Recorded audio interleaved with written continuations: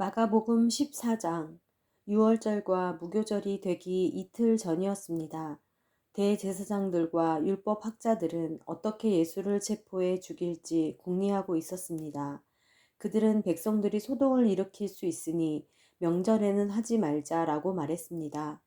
예수께서 베다니 마을의 나병 환자 시몬이라는 사람의 집에서 식탁에 기대 먹고 계시는데 한 여인이 값비싼 순수한 나드 향유가 든 옥합 하나를 가져왔습니다. 그리고 그 여인은 옥합을 깨뜨려 향유를 예수의 머리에 부었습니다. 거기 있던 사람들이 화를 내며 서로 수군거렸습니다. 왜 향유를 저렇게 낭비하는가? 저것을 팔면 300데나리온은 좋게 될 텐데 그 돈을 가난한 사람들에게 주었으면 좋았을 것을. 그러면서 그들은 여인을 심하게 나무랐습니다. 예수께서 말씀하셨습니다. 가만두어라. 어찌해 이 여인을 괴롭히느냐? 이 사람은 내게 좋은 일을 했다. 가난한 사람들이야 항상 너희 곁에 있으니 너희가 원하기만 하면 언제든지 도울 수 있지만 나는 너희 곁에 항상 있는 것이 아니다. 이 여인은 자기가 할 수 있는 일을 했다. 내 몸에 향유를 부어 내 장례를 미리 준비한 것이다. 내가 너희에게 진실로 말한다. 온 세상 어디든지 복음이 전파되는 곳마다 이 여인이 한 일도 전해져서 사람들이 이 여인을 기억하게 될 것이다. 그때 12제자 가운데 하나인 가룟 유다가 예수를 배반해서 넘겨줄 심산으로 대제사장들에게 갔습니다.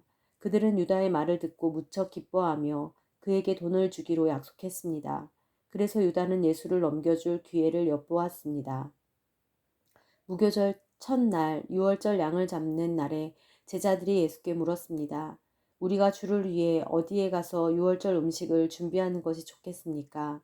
그러자 예수께서 제자 두 사람을 보내시며 말씀하셨습니다. 성 안으로 들어가면 물동이를 메고 가는 사람을 만날 것이다. 그를 따라가거라. 그가 어디로 들어가든지 그 집 주인에게 선생님께서 제자들과 함께 유월절 음식 먹을 방이 어디냐고 물으십니다. 라고 말하라.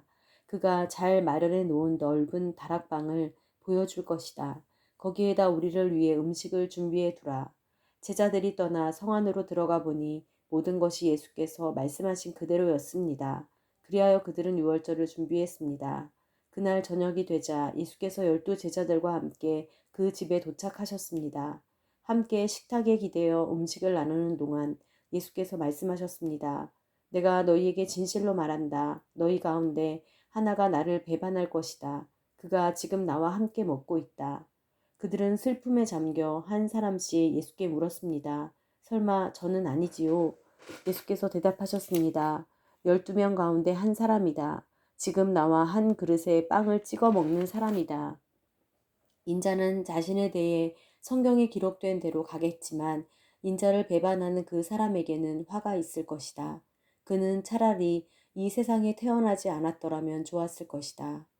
그들이 음식을 먹고 있는데 예수께서 빵을 들고 감사 기도를 드리신 후 떼어 제자들에게 나눠주며 말씀하셨습니다. 이것을 받으라. 이것은 내 몸이다. 그러고 나서 예수께서는 잔을 들고 감사 기도를 드리신 후 제자들에게 주셨습니다. 그러자 그들 모두 받아 마셨습니다. 예수께서 그들에게 말씀하셨습니다. 이것은 많은 사람을 위해 흘리는 내 피, 곧 언약의 피다. 내가 너희에게 진실로 말한다. 내가 하나님 나라에서 새 포도주를 마시는 그날까지 포도나무에서 난 것을 다시는 마시지 않을 것이다. 그들은 찬송을 부른 뒤 올리브산으로 향했습니다. 예수께서 그들에게 말씀하셨습니다. 너희는 모두 나를 버릴 것이다. 성경에 이렇게 기록되어 있다. 내가 목자를 치리니 양떼가 흩어질 것이다. 그러나 내가 살아난 후에 너희보다 앞서 갈릴리로 갈 것이다. 베드로가 장담하며 말했습니다. 모든 사람이 주를 저버린다 해도 저는 그렇게 하지 않을 것입니다. 예수께서 대답하셨습니다. 내가 네게 진실로 말한다. 오늘 밤 닭이 2번 울기 전에 네가 나를 모른다고 3번 부인할 것이다. 그러나 베드로는 힘주어 말했습니다. 주와 함께 죽을지언정 결코 주를 모른다고 하지 않을 것입니다. 다른 모든 제자들도 같은 말을 했습니다. 그들은 겟세마네라는 곳으로 갔습니다. 예수께서 제자들에게 내가 기도하는 동안 여기 앉아 있으라 하시고 베드로와 야고보와 요한만 따로 데리고 가셨습니다. 그리고 매우 근심에 잠겨 괴로워하셨습니다. 예수께서 그들에게 말씀하셨습니다. 내 마음이 너무 괴로워 죽을 지경이다. 너희는 여기 머물러 깨어 있으라. 예수께서는 조금 떨어진 곳으로 가셔서 땅에 엎드려 할 수만 있다면 그 순간이 그냥 지나가게 해 주십사 기도하셨습니다. 예수께서 말씀하셨습니다. 아바 아버지여, 아버지께는 모든 일이 가능하시니 이 잔을 내게서 거두어 주십시오. 그러나 내 뜻대로 하지 마시고 아버지의 뜻대로 하십시오. 그러고 나서 제자들에게 돌아와 보시니 그들은 자고 있었습니다. 예수께서 베드로에게 말씀하셨습니다. 시몬아, 자고 있느냐? 네가 한 시간도 깨어 있지 못하겠느냐? 시험에 들지 않도록 깨어서 기도하여라. 마음은 간절한데 육신이 약하구나. 예수께서는 다시 한번 가셔서 똑같은 말씀으로 기도하셨습니다. 그러고는 다시 오셔서 보시니 그들은 또 잠이 들어 있었습니다. 제자들이 너무 졸려 눈을 뜰 수 없었던 것입니다. 그들은 예수께 무슨 말을 해야 좋을지 몰랐습니다. 예수께서 세 번째 그들에게 돌아오셔서 말씀하셨습니다. 아직도 졸며 쉬고 있느냐? 이제 됐다. 때가 왔구나.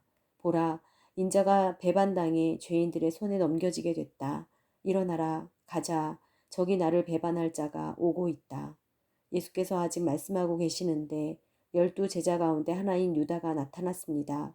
그 곁에는 칼과 몽둥이로 무장한 사람들이 함께 있었습니다. 그들은 대제사장들과 율법학자들과 장로들이 보낸 사람들이었습니다.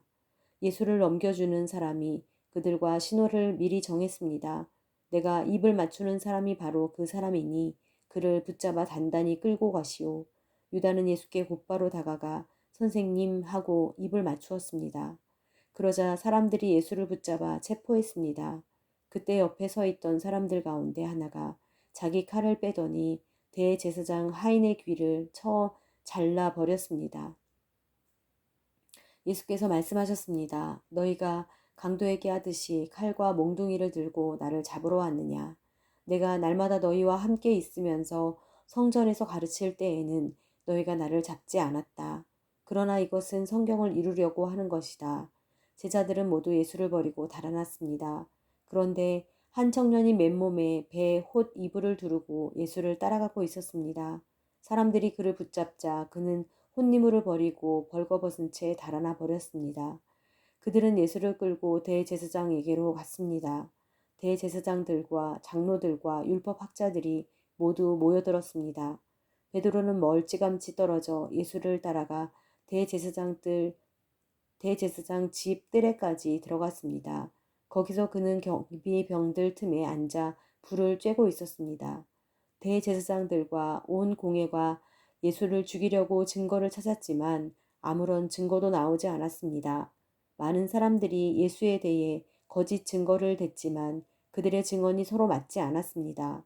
그러자 몇몇 사람들이 일어나 예수에 대해 이렇게 거짓으로 증언했습니다. 우리는 저 사람이 내가 손으로 지은 이 성전을 헐고 손으로 짓지 않은 다른 성전을 3일 만에 세우겠다고 하는 소리를 들었습니다. 그러나 이 사람들이 한 증언도 서로 맞지 않았습니다. 그러자 대사장이 그들 앞에 서서 예수께 물었습니다. 아무 대답도 안 할 작정이냐? 이 사람들이 너에 대해 이렇게 불리한 진술을 하고 있지 않느냐? 예수께서는 묵묵히 아무런 대답도 하지 않으셨습니다.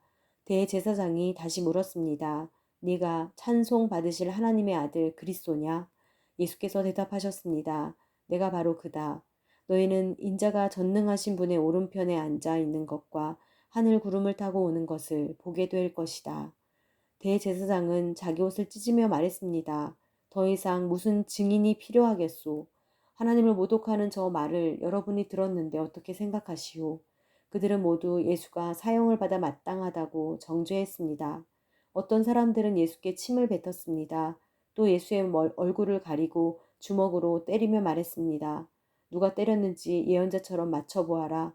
경비병들도 예수를 끌고 가 마구 때렸습니다. 베드로가 집 안뜰 아래쪽에 있는데 대제사장의 하녀 하나가 다가왔습니다. 하녀는 불을 쬐고 있는 베드로를 보고 가까이서 자세히 살펴보더니 말했습니다. 당신도 나사렛 예수와 한패지요. 그러나 베드로는 부인했습니다. 네가 지금 무슨 말을 하는지 나는 알지도 못하고 깨닫지도 못하겠다. 그리고 베드로는 문 밖으로 나갔습니다.